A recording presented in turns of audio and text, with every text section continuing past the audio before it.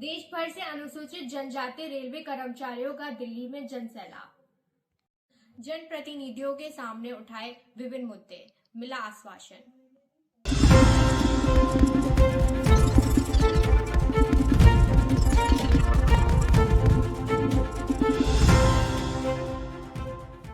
नमस्कार, मैं हूं अंकिता और आप देख रहे हैं न्यूज जौहर इंडिया।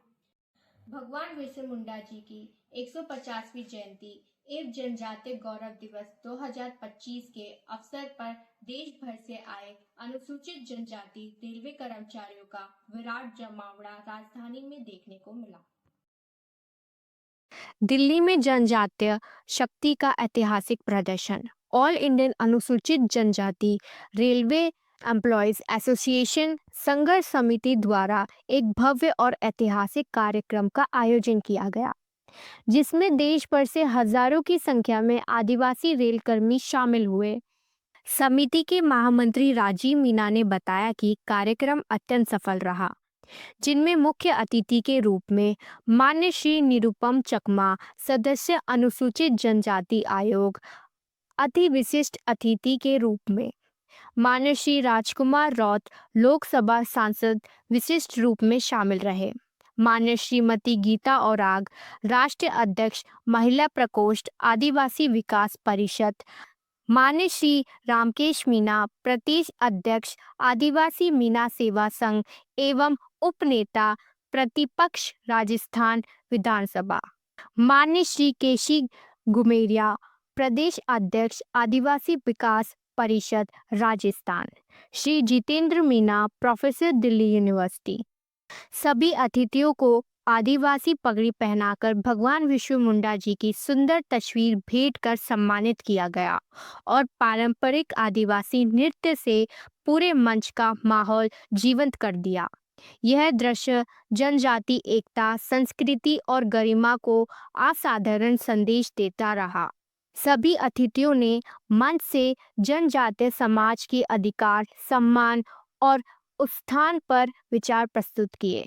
भगवान बिरसा मुंडा के योगदान को याद किया गया। मुख्य अतिथि निरुपम चकमा ने कहा कि भगवान बिरसा मुंडा सिर्फ एक जननायक ही नहीं, बल्कि पाखंड, अंधविश्वास और झाड़-फूट के विरोधी समाज रहे हैं।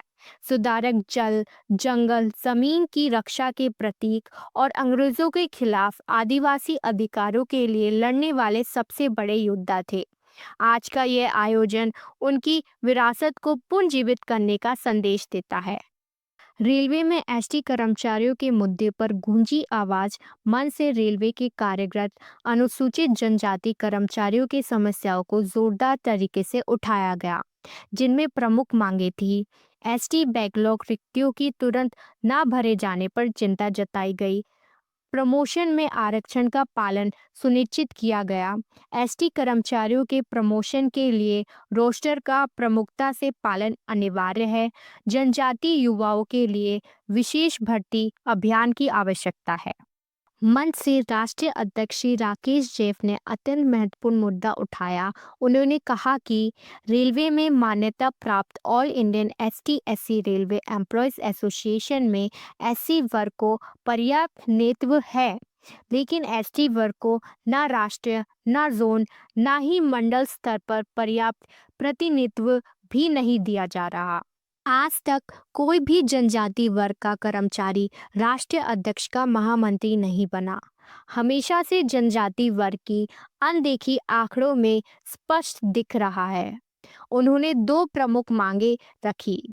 एससी/एसटी एसोसिएशन में एसटी वर्ग को उचित प्रतिनिधित्व दिए जाए, अन्यथा रेलवे बोर्ड द्वारा अलग से एसटी एसोसिएशन को मान्यता प्रदान की जाए।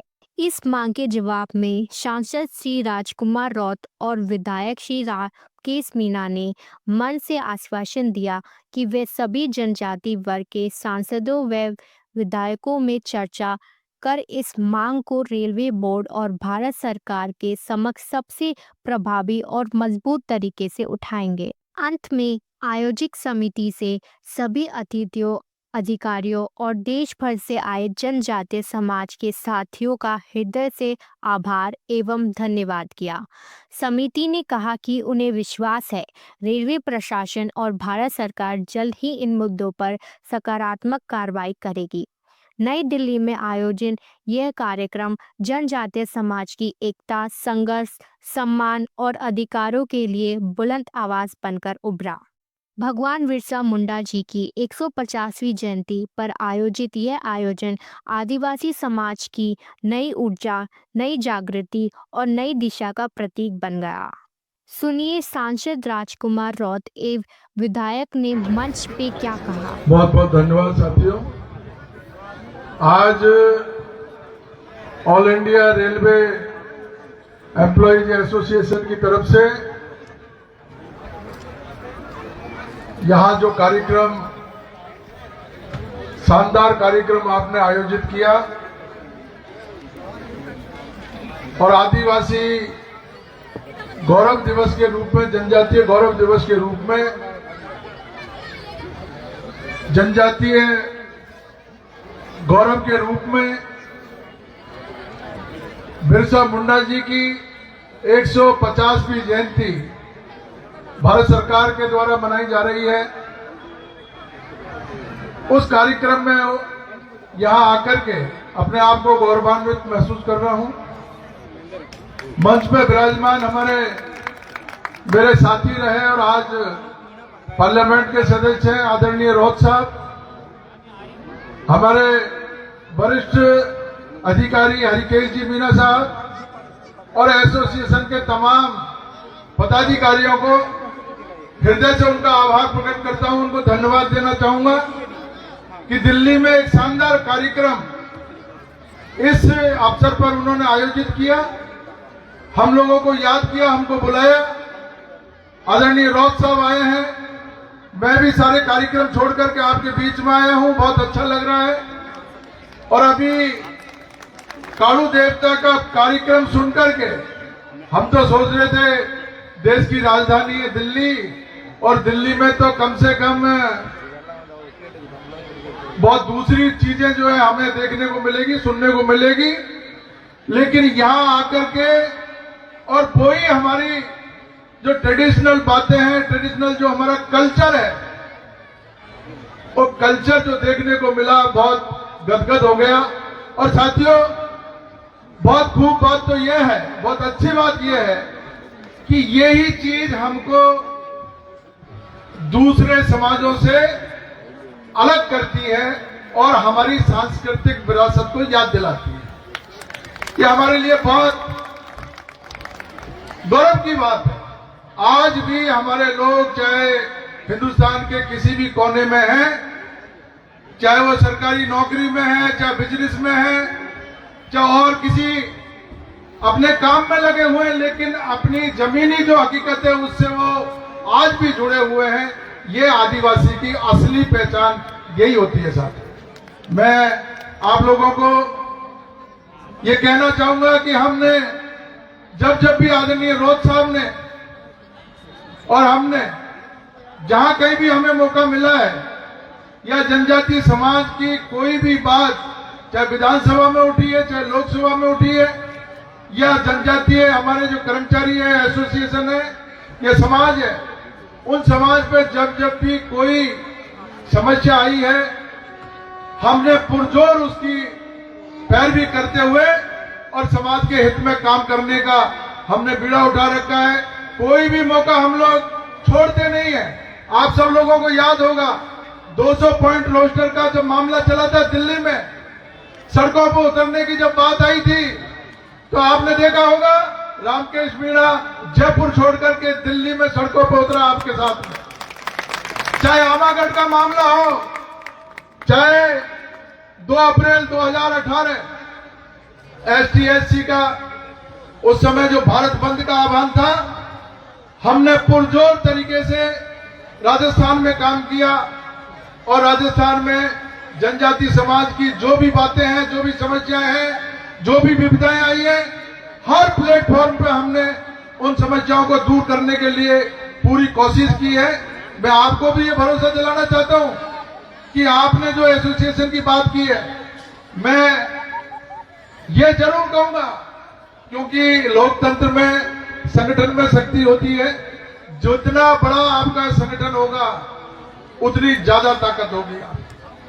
एसटी और एससी का जो आपका एसोसिएशन था, आप सोचिए इस बात को, जब इतनी बड़ी तादाद में जब आपका संगठन था, इतनी बड़ी संख्या में जब आप लोग उससे जुड़े हुए थे, तब भी सरकार हमारी अनदेखी करती है, जब भी विभाग हमारी अनदेखी कर रहा। आपने अभी हमारे पूर्व वक्ताओं ने कहा कि चाहे नौकरियों में बैकलॉग का मामला हो, सुनवाई नहीं होती है, तो अब ये मुद्दा हमारे जहन में रखना पड़ेगा, हमें सोचना पड़ेगा। फिर भी एससी का जिस तरीके से हमारा कमीशन अलग हो गया, एससी का अलग हो गया, एसटी का अलग हो गया, एसोसिएशन के मामले में अगर आपने ये पीड़ा उठाया है कि हमारा एसोसिएशन अलग होना चाहिए, इसमें अलग आप करिए। अलग करने के लिए जो भी हमसे मदद पड़ेगी हम आपके साथ में रहेंगे, पूरी कोशिश करेंगे। लेकिन साथियों, एक बात जरूर कहूंगा, हमें हमारा भाईचारा खराब नहीं करना है।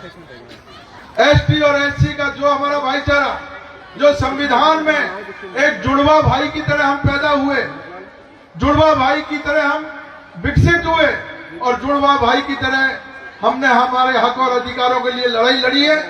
हमारे हक और अधिकारों के लिए हम लड़ाई लड़ते रहेंगे। भाई है, एक बाप के 4 संतान होती है, समय आने पर वो भी अलग होती है, तो ये कोई नई बात नहीं है। अलग होने के लिए हम पुरजोर आपका सहयोग करेंगे, आपके साथ रहेंगे, लेकिन ये भी हम चाहेंगे कि हम लोग एक थे, एक हैं और एक रहेंगे। ऐसी हमारे भाई की तरह है, उनको साथ लेकर के चलना है। एसोसिएशन अलग बनाएंगे, क्योंकि हमारे कर्मचारियों की जब हक अधिकार की बात आती है, हमारे जो सर्विस में जो दिक्कतें, अगर एसोसिएशन समय पर उन बातों को नहीं उठाती है, तो एसटी समुदाय का नुकसान होना निश्चित है। उस नुकसान से बचाने के लिए अगर आपने ये मुहिम चलाई है तो जरूर होना चाहिए। और इसके लिए मैं और रोज साहब, ये हम दोनों ही नहीं, पूरा एसटी समाज, पूरा हमारा जितने भी एमएलए हैं, एसटी के एमपीज हैं, सब आपके साथ हैं, कंधे से कंधा मिलाकर के आपके साथ रहेंगे। आपकी मांग को पूरा कराने की पूरी कोशिश करेंगे। साथियों, आपने हमें बुलाया, हमारा स्वागत सम्मान किया, और शानदार कार्यक्रम आपने यहाँ दिल्ली में आयोजित करके अपनी सांस्कृतिक परंपराओं को आगे बढ़ाने का काम किया है, सांस्कृतिक परंपराओं को याद करने का काम किया है। दिल से आपको बहुत बहुत मुबारकबाद। और हमारे 150वीं जयंती बिरसा मुंडा जी की, इनके लिए भी बहुत बहुत शुभकामनाएं। सरकार को भी धन्यवाद। सरकार ने हालांकि एक तरफ जनजाति के विकास की बात सरकार कर रही है, दूसरी तरफ जनजाति का जो हक और अधिकार है उनको मिटाने की बात भी सरकार कर रही है, लेकिन वो बात अलग है। उसके लिए हम हमारी लड़ाई जारी रखेंगे। ये जो काम सरकार ने किया है 150वीं जयंती बिरसा मुंडा जी की मना करके, ये काबिले तारीफ है। मैं सरकार के इसके लिए बहुत बहुत बधाई देता हूं। आप सब लोगों को भी बहुत बहुत धन्यवाद। जय हिंद, नमस्कार। दिल्ली में जो केंद्र सरकार द्वारा जनजाति गौरव दिवस के रूप में मनाया जा रहा है, और इसी का अनुसरण करते हुए इस आयोजन कमेटी ने यह उचित समझा कि सामाजिक स्तर पर रेलवे सहित दिल्ली के अन्य विभागों में काम करने वाले हमारे आदिवासी समुदाय के साथ ही अन्य समुदाय के साथी गणों को यहां पर एकत्रित करके ये आयोजन कराएं। और इस आयोजन के जो बैनर था, जो निमंत्रण था, उसमें देखा कि सभी पार्टियों के जनप्रतिनिधियों को, बुद्धिजीवियों को आपने आमंत्रित किया। और इसी क्रम में हमारे बीच में हमारे सीनियर साथी, पहले विधायक थे, आज विधायक हैं, और राजस्थान विधानसभा के अंदर प्रतिपक्ष उपनेता हैं हमारे रामगीत जी मीणा, इनके लिए जोरदार तालियां बजा दी जाए, क्योंकि हर बार हमारे सामाजिक कार्यक्रमों में ही मुलाकात होती है। जिस दिन विधानसभा से हम बिछड़े हैं, इसके बाद सामाजिक कार्यक्रमों में हमारी मुलाकात होती है। और इसी के साथ मंच पे विराजमान, मैं सबका नाम नहीं ले पाऊंगा, क्षमा चाहूंगा, सम्मानित मंच इस पांडाल में विराजमान रेलवे सहित सभी विभागों के कर्मचारी अधिकारीगण, और इसी बीच हमारी जो माताएं बहनें, कई माताएं बहनें जो अपनी संस्कृति में वो कहते हैं कि लीली लुंगड़ी जो फेमस है, पीली लुंगड़ी और पीली के साथ लीली लाली सारी लुंगड़ी, हमारी कल्चर इससे कहते हैं कि एक एनर्जी उत्पन्न होती है, एक अपनात्व जगता है। तो हमारी माता बहनों को भी धन्यवाद। आज बिरसा मुंडा जयंती के उपलक्ष्य में आयोजित कार्यक्रम, मैंने नारा दिया था शुरुआत में कि अबुआ दिसम अबुआ राज। ये बिरसा मुंडा जी ने वहां की मुंडारी भाषा के अंदर शायद उन्होंने तहत ये नारा दिया था कि हमारा देश हमारा राज, अबुआ दिसम अबुआ राज, मतलब हमारा देश हमारा राज।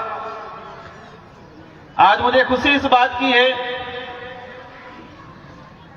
कि एक ग्राम स्तर से लगाकर राजधानी हो या दिल्ली हो, मतलब देश के प्रधानमंत्री से लगाकर सभी राज्यों के मुख्यमंत्री, ग्राम स्तर के जनप्रतिनिधि बिरसा मुंडा जयंती मना रहे हैं राष्ट्रीय गौरव दिवस के रूप में। मतलब हमारे राष्ट्र का गौरव है बिरसा मुंडा। खुशी इस बात की है कि इतने बड़े पैमाने पर पूरे देश में मनाया जा रहा है, देश के प्रधानमंत्री जी भी मना रहे हैं। लेकिन तकलीफ इस बात की है कि हम बिरसा मुंडा जयंती मनाने तक सीमित हैं। उनके विचार क्या थे, उनके उद्देश्य क्या थे? मैं सोच रहा था कि जो प्रकृति को संसाधन समझ के उद्योगपतियों को देने का काम करते हैं, वो बिरसा मुंडा को क्या समझेगी? बिरसा मुंडा वह व्यक्ति थे जो प्रकृति को संसाधन नहीं, प्रकृति को पूर्वज मानते थे। जल जंगल जमीन को अपना भगवान मानते थे, देवता मानते थे। और आज आजाद भारत में प्रकृति को सबसे बड़ा संसाधन माना जा रहा है, और जल जंगल जमीन बड़े बड़े उद्योगपतियों को लीज पे दिया जा रहा है। और बिरसा मुंडा प्रकृति को संसाधन नहीं, प्रकृति को अपना पूर्वज मानते थे और पूजते थे। तो मैं बिरसा मुंडा जयंती के साथ ही उनके विचारों को, उनके उद्देश्य को समझने की जरूरत है और उनको अनुसरण करने की जरूरत है। आजादी से पहले हम कहते हैं कि शायद 1875 में 15 नवंबर को बिरसा मुंडा जन्मे। इनके बारे में स्कूलों में पढ़ाया जाता है या गूगल पे या दिखाया जाता है कि 5वीं तक वो ईसाई मिशनरी स्कूल में पढ़े। फिर बताया जाता है कि वो वैष्णव धर्म की कोई स्कूल थी, वहां पढ़े 2 साल 3 साल, और शायद उनकी शिक्षा 9th या 10th क्लास तक शायद हुई।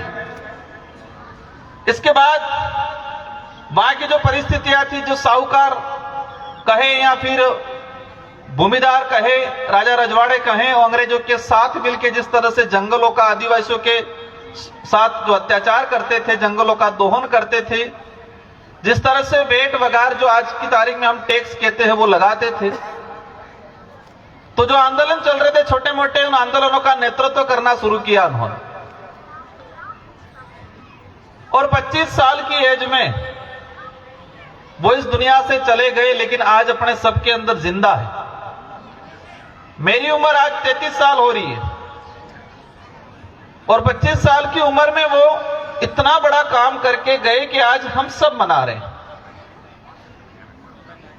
अब 25 साल की उम्र थी तो आप समझो उन्होंने अपना स्ट्रगल या जल जंगल जमीन के लिए, अपने समुदाय के लिए लड़ना कब सीखा होगा?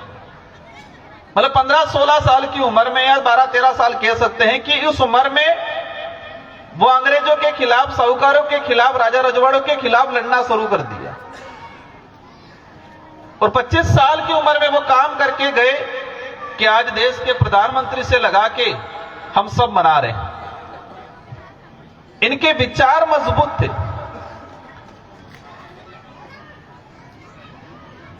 मीणा जी हमारे कह रहे थे कि सरकार मना रही है, अच्छी बात है, लेकिन साथ में सरकार हमारा शोषण अत्याचार भी कर रही है। यह सामाजिक कार्यक्रम है, इसमें सभी पार्टी के जनप्रतिनिधियों को बुलाया गया है। सभी पार्टी के जनप्रतिनिधि पदाधिकारी आए भी होंगे, आएंगे भी सही, लेकिन हमें समझना पड़ेगा कि आजादी के बाद बिरसा मुंडा जी के विचारों का क्या हुआ। आजादी के बाद सबसे ज्यादा विस्थापित हुआ जल जंगल जमीन से आदिवासी हुआ है, सबसे ज्यादा। हमें खुशी है कि आज मना रहे हैं, लेकिन हमें तकलीफ भी यही कि आजादी के बाद से क्यों नहीं मनाया गया बिरसा मुंडा सरकारों ने। सरकार कोई भी हो, जितना संघर्ष हमारे महापुरुषों ने किया जल जंगल जमीन के लिए, राजा रजवाड़ों के खिलाफ, अंग्रेजों के खिलाफ, मुगलों के खिलाफ, इतना ही उस संघर्षशाली महापुरुषों को, इतिहास को जिंदा रखने के लिए आजादी के बाद कई सामाजिक संगठनों ने किया है। और इस सामाजिक संगठनों की बदौलत ही आदिवासी समुदाय सहित मानवतावादी अन्य समूहों के अंदर यह जागृति फैली कि बिरसा मुंडा जल जंगल जमीन के लिए लड़ने वाले आदिवासी समुदाय के अंदर शायद सिंधु कानून के बाद ये पहले महापुरुष थे। हमने इतिहास कहां पढ़ा? सामाजिक संगठनों ने संघर्ष किया इतिहास को बचाने के लिए। हमारे महापुरुषों का तो स्ट्रगल है, लेकिन महापुरुषों के इतिहास को उजागर करके आम जन में प्रचारित करने का जो संघर्ष किया है, अनेक सामाजिक संगठनों ने किया है। मैं आज मंच से आजादी के बाद आदिवासी महापुरुषों के इतिहास को उजागर करने के लिए जो संघर्ष किया है, इस देश के तमाम सामाजिक संगठनों को धन्यवाद देना चाहूंगा। अगर इस सामाजिक संगठन इन महापुरुषों के इतिहास को उजागर नहीं करते तो देश के प्रधानमंत्री जी 2 दिन पहले राष्ट्रीय गौरव दिवस के रूप में बिरसा मुंडा जी को याद नहीं करते, क्योंकि सरकार की शुरुआत में होता तो हर साल मनाते आते, आजादी के बाद से ही मनाना शुरू कर दिया होता। सरकार की आंखें और कान है IBCID, और IBCID से पता चला कि देश के अंदर आदिवासी समुदाय के अंदर एक उबाल आ रहा है, वैचारिक उबाल, और उस उबाल में यह है कि सरकारों ने इतिहास, आदिवासी महापुरुषों के इतिहासों के साथ भेदभाव किया है। यह उबाल आया आदिवासी संगठनों के अंदर। मैं खुद महसूस कर रहा हूं, हमने 2015-16 में डूंगरपुर में बिरसा मुंडा जी की जयंती मनाते, लोग हंसते, परमिशन नहीं देते एक जगह की। विश्व आदिवासी दिवस मनाने के लिए 9 अगस्त के लिए कई जगह नहीं देते, हमको खोपचे में मनाना पड़ता। और हमें छत्तीसगढ़, झारखंड, मध्य प्रदेश, महाराष्ट्र, हर इलाके में देखा है कि सामाजिक संगठनों के पदाधिकारियों को बिरसा मुंडा जयंती मनाने के लिए, परमिशन के लिए कार्यालयों के दर ठोकरें खानी पड़ती थी, और कई जनों को पाबंद किया जाता था और मुकदमा भी ठोका जाता था। तो इस इतिहास को जीवित रखने के लिए भी कई सामाजिक संगठनों के पदाधिकारियों ने आजाद भारत के अंदर भी संघर्ष किया है। तो इस दिवस का श्रेय उस सामाजिक संगठनों को जाता है। अनेक सामाजिक संगठन है, पूरी भारत में अलग होगा, दक्षिण में अलग होगा, उत्तर में अलग होगा, मध्य में अलग होगा, मैं भी नहीं जानता हूं, लेकिन मैं इतना जरूर समझता हूं कि ये सामाजिक संगठन देश लेवल में आदिवासी महापुरुषों के इतिहासों के लिए काम नहीं करते तो आज सरकार नहीं मनाती। तो सरकारों से हमसे ज्यादा श्रेय इस दिवस को मनाने का जाता है उन सामाजिक संगठनों को जिन्होंने अनेक मुकदमे झेले। आज वो दिन भी है। गोविंद गुरु महाराज 1913 17 नवंबर आज ही के दिन मानगढ़, आप सभी ने सुना होगा, आज ही के दिन 17 नवंबर 1913 को मानगढ़ पर राजा रजवाड़ा और मुगल अंग्रेजों ने मिलके 1500 से अधिक आदिवासी 2 से 3 घंटों में मारे थे। वो आज उनका भी शहादत दिवस है। उन सबको भी इस मंच से मैं नमन करना चाहूंगा। लेकिन वो इतिहास हमें पढ़ने नहीं मिला, और पढ़ा तो भी 2 लाइनों में, और वो भी झूठे की तरह। बिरसा मुंडा के बारे में मैंने कई जगह सुना, कई जगह पढ़ा, और हमारा जो एजुकेट वर्ग है, जो हमने किताबों में पढ़ा, बिरसा मुंडा जी का जो संघर्ष और उनके उपदेश जो थे एनसीईआरटी के 6ठी क्लास की किताब में थे। एक 10th क्लास की किताब थी। 2014 के अंदर 10th क्लास की किताब का तो पूरा चैप्टर ही हटा दिया, और 6ठी क्लास की जो किताब थी उस किताब में संशोधन किया गया। बिरसा मुंडा जी का इतिहास, बिरसा मुंडा जी के संघर्ष और बिरसा मुंडा जी के उपदेश या उद्देश्य क्या थे, उसको मॉडिफाई किया गया, और मॉडिफाई करने के बाद ही पूरे देश में राष्ट्रीय गौरव दिवस मनाया जा रहा है। आप समझ सकते हो कि मॉडिफाई क्या किया होगा, और हम उसको ही पढ़ेंगे और पढ़ लिख के कहेंगे हम तो शिक्षित हैं, समझदार हैं। ओरिजिनलिटी पे कलम चढ़ाने का काम किया है। हमारा आम का पेड़ था, आम के पेड़ पे विलायती बबूल का कलम चढ़ाने का काम किया है, और आने वाली पीढ़ियां विलायती बबूल को पूजने का काम करेगी, ये भी ध्यान रखना। तो हमें ओरिजिनल इतिहास को भी जानने की जरूरत है। राजकुमार रोज या किसी ने कह दिया, ये जरूरी नहीं है वो सही हो। इसका तर्क वितर्क करना है, इसको सोचना है कि सही कितना है, गलत कितना है। बिरसा मुंडा जल जंगल जमीन की लड़ाई लड़ने के लिए संघर्ष किया था और उनका त्याग बलिदान दिया था, लेकिन इसके इतिहास को तोड़ मरोड़ के बिरसा मुंडा धर्म की रक्षा कर रहे थे, ये लिखा जा रहा आने वाले पीढ़ियों के लिए। मानगढ़ आज ही के दिन 1500 आदिवासी शहीद हुए। अलग बिलराज कायम करने को लेके, जल जंगल जमीन की रक्षा करने को लेके अंग्रेजों के द्वारा, राजा रजवाड़ों के द्वारा जो बेट वगार लगाया जा रहा था उसके खिलाफ। तो जल जंगल जमीन की लड़ाई तो छोड़ के किताबों में पढ़ा जा रहा है, भक्ति आंदोलन चल रहा था, मतलब भजन मंडली कर रहे थे और अंग्रेजों को तकलीफ हो गई। और हमारा पढ़ा लिखा वर्ग भी पढ़ रहा है, और हम कंपटीशन एग्जाम में भी क्वेश्चन क्या आ रहा है, मानगढ़ पर क्या हो रहा था, भक्ति आंदोलन। भक्ति करने से अंग्रेजों को कभी तकलीफ हुई थी क्या? मेरी नजर में भक्ति करने से, भजन मंडली भजन कीर्तन करने से अंग्रेजों को इतनी तकलीफ नहीं होगी इन्होंने 1500 आदिवासी मार डाले एक दिन में। तो हमारे इतिहास को भी कहीं न कहीं तोड़ मरोड़ के पेश किया जा रहा है। तो विशेषकर पढ़े लिखे अधिकारी कर्मचारी या जनप्रतिनिधियों को सोच समझ के, क्योंकि हमारी बात सब मानते हैं। एक रिटायर्ड अधिकारी गांव में जाके कहेगा ये है, तो पूरे गांव के लोग मानेंगे, क्योंकि इसको आदर्श मानते हैं, क्योंकि ये पढ़ा लिखा है, अधिकारी है, दिल्ली में जयपुर में रह के आइए समझते। एक सांसद कहेगा यार ये तो सांसद है, दिल्ली में बैठता है, तो जो कह रहा होगा वो सही होगा। तो हमारे जबान से निकली हुई हर बात तोल के कितनी सही है कितनी गलत है उसको ध्यान में रखते हुए आगे परोसनी है। हमें कोशिश करनी है कि हमारी जबान से आने वाली पीढ़ियों के लिए गलत जानकारी नहीं जाए, क्योंकि हमारी बात को आने वाली पीढ़ी मान लेगी और उसको सच मान लेगी, और आगे वैसे ही चलता रहेगा। आम है भूल जाएंगे, और विलायती बबूल का कलम चढ़ा हुआ उसी को मानने लग जाएगी आने वाली पीढ़ियां।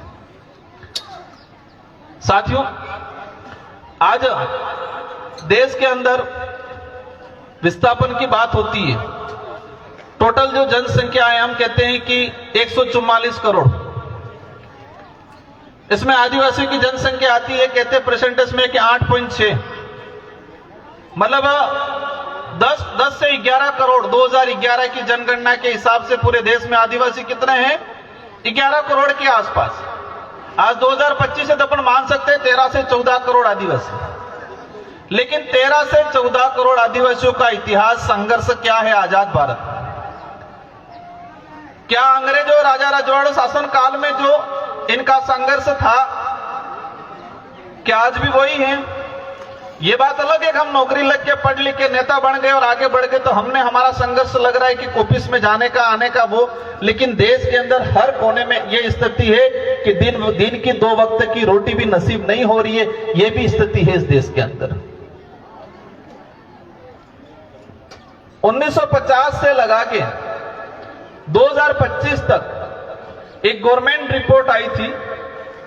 इसमें माना गया है, सरकारी रिपोर्ट खुद कह रही है कि बांध बनाने में सोलर योजना हो या फिर कोई न्यूक्लियर पावर हो या टाइगर प्रोजेक्ट हो, 25 से 30 लाख आदिवासी विस्थापित हुए।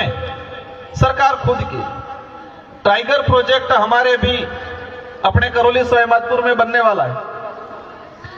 1973 से टाइगर प्रोजेक्ट का कॉन्सेप्ट आया और 1973 से लगा के 2021 तक टोटल 50 टाइगर प्रोजेक्ट बने पूरे देश में। और ये 50 टाइगर प्रोजेक्ट 99% आदिवासी बाहुल्य क्षेत्र के अंदर बने। और इन 1973 से लगा के 2021 तक, मतलब ये 38-40 साल, इन 38 सालों के अंदर 2.5 लाख आदिवासी विस्थापित हुआ सरकारी रिकॉर्ड के हिसाब से। और 2021 से 2024 तक मात्र 4 सालों में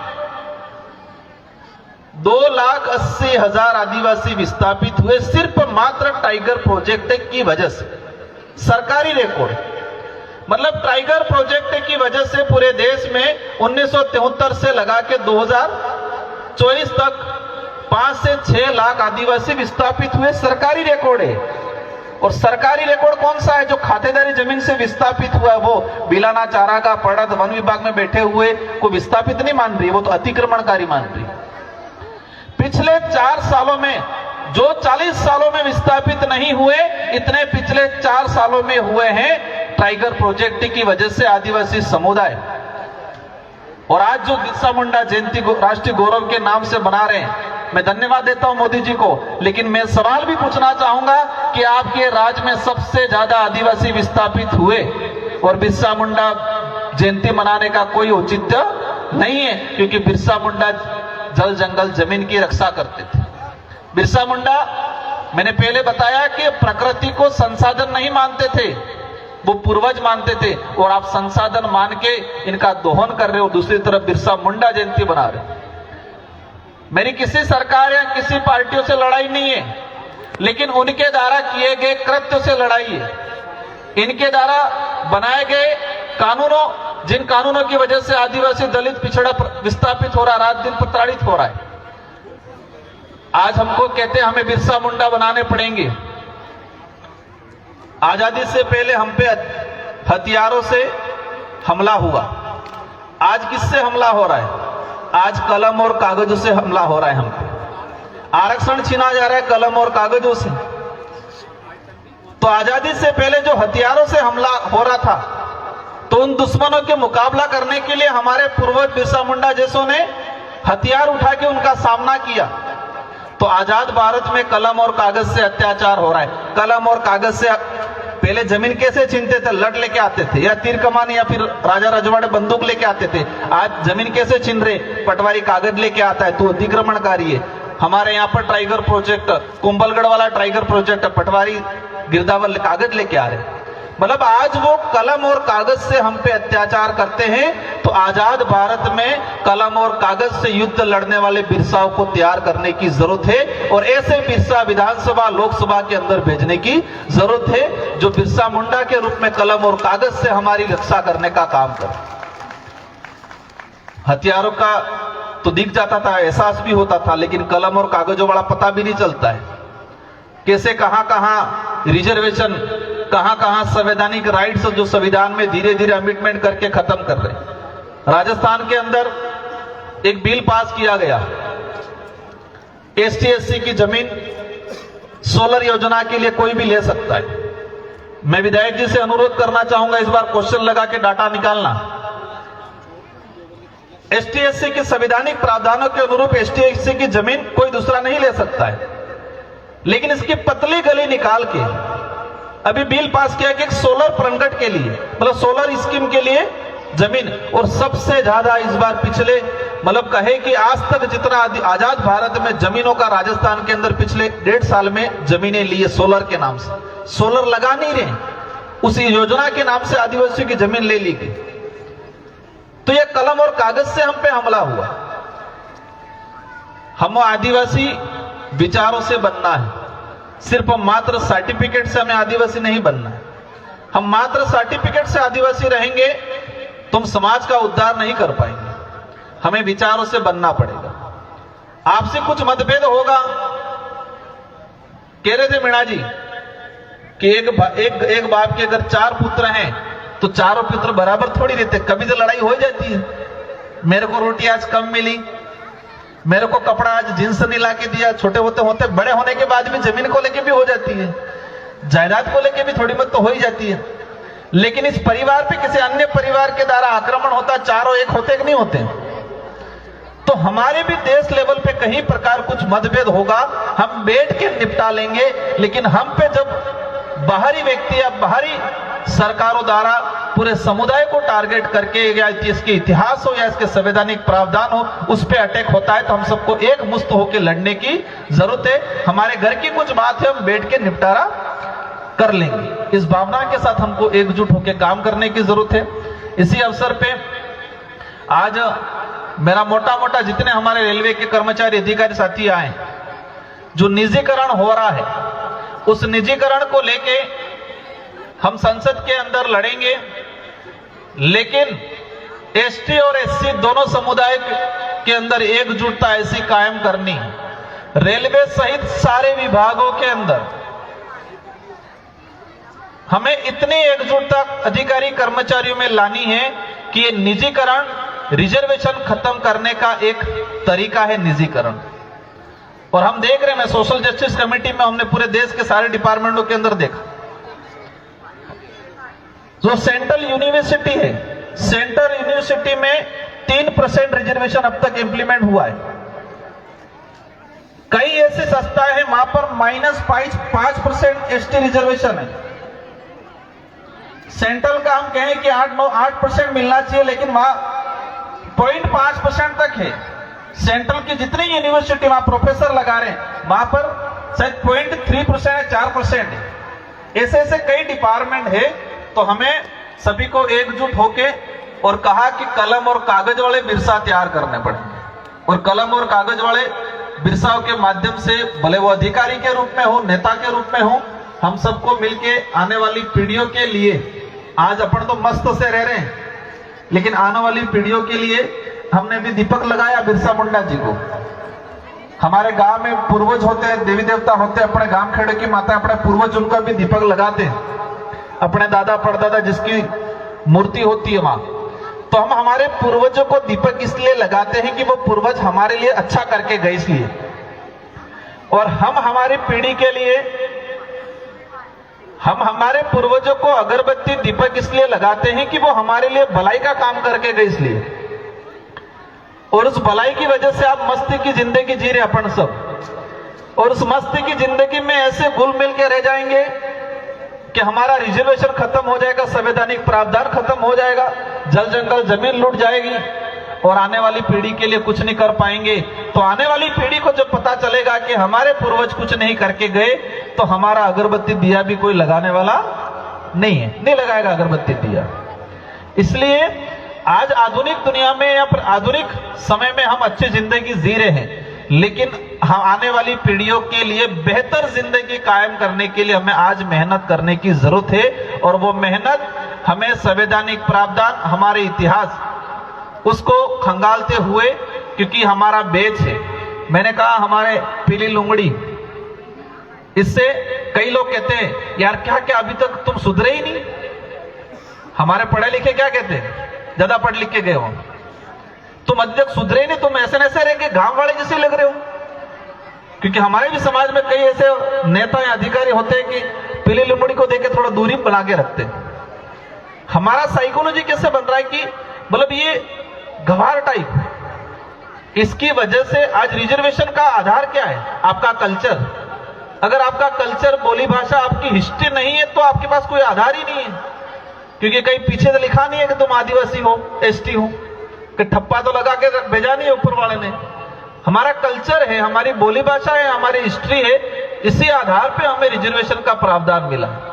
तो ये जब तक जिंदा, तो मेरी नजर में हमारी कल्चर, हमारी बोली भाषा हमारे विकास में सहायक है, न कि बाधक है। ये मानसिकता हमारे सब में होनी चाहिए कि हमारी बोली भाषा, हमारा कल्चर, हमारी संस्कृति हमारे डेवलप में सहायक है, न कि बाधक है। हमें बाधक के रूप में कभी नहीं देखना है। इससे कॉन्फिडेंस आता है, एनर्जी उत्पन्न होती है। इन्हीं शब्दों के साथ बातें मुझे लगता है ज्यादा हो गई ऐसा लग रहा है, मैं क्षमा चाहूंगा, लेकिन आप सभी से काफी अपेक्षा है। और जहां पर भी देश लेवल पे आदिवासियों के हक अधिकार की, जहां पर भी आपको लगता है कि प्रत्यक्ष अप्रत्यक्ष सहयोग की, आप सभी से सहयोग की अपेक्षा है। और ऐसे बिरसाओं को तैयार करना है हमें देश लेवल पे, जो आने वाली पीढ़ियों के लिए रक्षा करे। और इन बिरसाओं को तैयार करने में मुझे आशा और उम्मीद है आप सभी से कि आप सहयोग करोगे। इन्हीं शब्दों के साथ आप सबको धन्यवाद, आभार। जय जोहार, जय संविधान, जय भीम।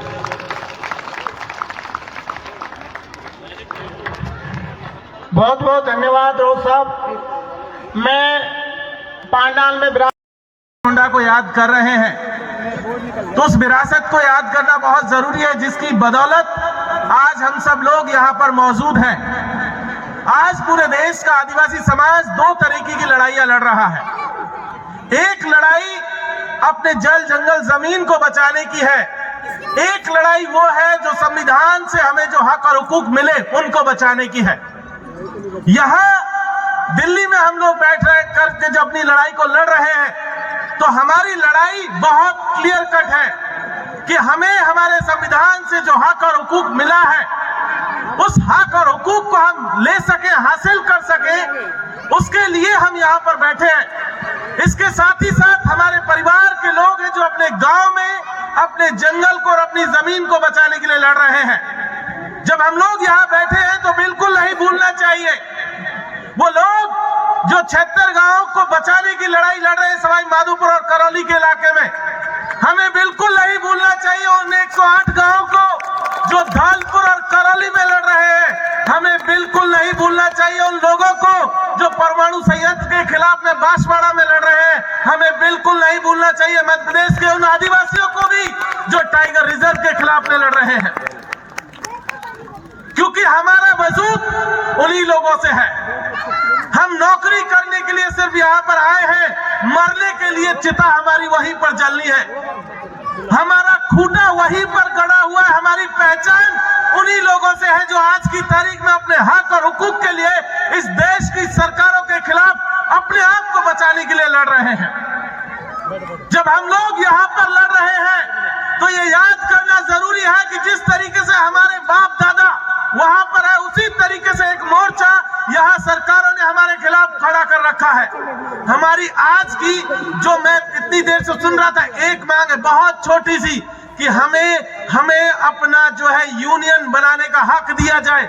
हम कोई चांद पे प्लॉट नहीं मांग रहे हैं, हमने किसी की जमीन में हिस्सा नहीं मांगा है। ये वो चीज है जिसको हमारा संविधान इसकी इजाजत हमें देता है। जब मिनिस्ट्रीज अलग है, जब मंत्रालय अलग है, जब कमीशन अलग है, तो यूनियन को अलग करने में दिक्कत किसको आ रही है? ये कोई बहुत बड़ी चीज नहीं है भाई, हम सब लोग जानते हैं। और यूनियन के बन जाने से, एसटी की यूनियन के बन जाने से, एससी की यूनियन के बन जाने से, ओबीसी की यूनियन के बन जाने से किसी भी समाज पे कोई खतरा नहीं होता है, क्योंकि हमने देखा है यूनियन पहले भी बनती रही है। ऐसा नहीं है कि जब एसटी एससी की यूनियन बनी थी तो उससे ओबीसी को खतरा पैदा हो गया या अपर कास्ट को कोई खतरा पैदा हुआ था। किसी को कोई खतरा किसी यूनियन के बनने से नहीं होता है। ये हमारा हक है और हम ये लड़ाई अपने लिए लड़ना चाहते हैं, इसीलिए ये यूनियन हमको चाहिए। लड़ाई क्या है? लड़ाई बहुत छोटी सी है। लड़ाई ये है कि पूरे देश में आदिवासी तबके के जो लोग हैं उनके कुछ संख्याएं हैं, उनकी कुछ बेसिक सी डिमांड है। किसी का प्रमोशन रुका हुआ है, किसी का ट्रांसफर का मसला है, किसी का पे ग्रेड का मसला है, किसी का रोस्टर का मसला है। भाई हम अपनी लड़ाई खुद लड़ना चाहते हैं, इसीलिए यूनियन चाहते हैं। इसी से कोई किसी को खतरा नहीं होना चाहिए। इससे ना एससी को खतरा है, ना ओबीसी को खतरा है, ना जनरल को खतरा है, ना सरकार को खतरा है। लेकिन हो क्या रहा है? सरकार करती क्या है? सरकार करती यह है कि दो ऐसे छोटे छोटे मसले जो एक छोटी सी चिट्ठी में सुलझ सकते हैं, उसको इतना बढ़ा दिया कि यहां सम्मेलन तक करने की जरूरत पड़ गई।